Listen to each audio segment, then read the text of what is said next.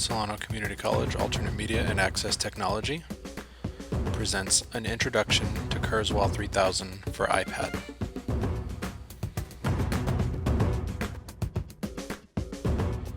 In this video, I'm going to be demonstrating how to use the Kurzweil 3000 app on the iPad. Currently, the app is only available for the iPad, not Android or any other iOS devices. So I'm going to start by opening up the app. And I'm going to log in using the Kurzweil 3000 username and password that has been given to me. So when I log in, this is what it looks like. I have my folders on the left side. Those are where we store the books on the cloud online. So similar to the way that you would use Kurzweil to open your books from the cloud on the computer, you can do that here in the iPad. So I'm going to open up the folder with my name on it, and we put all books in the private folder, and there is my book. In this right side, I have the chapter files ready to go. I'm going to open up one of them. It's going to download it from the cloud and open it up right here on my screen. So on this particular page, it shows me just a title screen. At the very bottom is where I can scroll through pages. I can also flip pages like I would a normal book, just by sliding from right to left. So here's where the text actually begins. It automatically highlights the very top of it, so when I hit read, it should start reading that highlighted part. The missing years. These years are mostly lost to me. So similar to Kurzweil on the computer, I do have some options in terms of my reading speed and voice. When I click options in the upper right hand corner, I can make this read slower or faster. So I'm just going to bump that up a little bit. I also have a choice of a few voices here. So right now it's reading using Heather.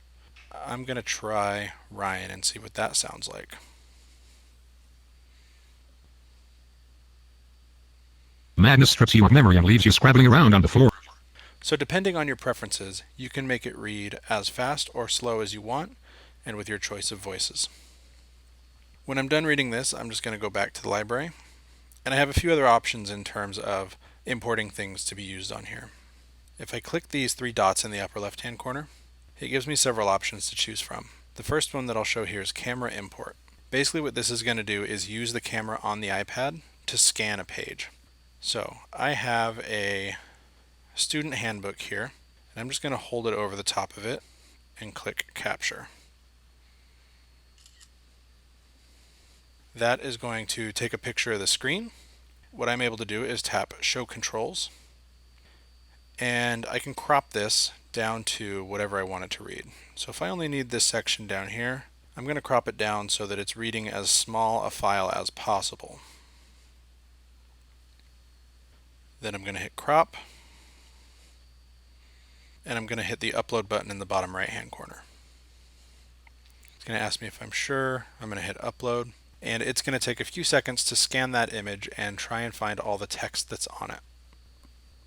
And when it's done, it is ready to go, and it's going to highlight the text just like it did on that book that I opened up. So I just have to hit play at the top again. Meet with instructor dash provides that student must be allowed to meet at regular intervals with instructor to review lecture notes and assignments. It's not perfect, and it's not nearly as smooth as when you import a file that's already been converted in the computer version of Kurzweil, but it is an option if you have a handout or something that you need read right in front of you.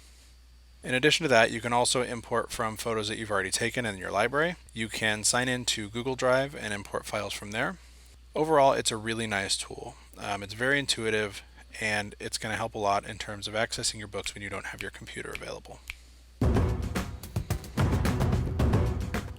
For more instructional videos and additional information on access technology, visit solano.edu/DSP.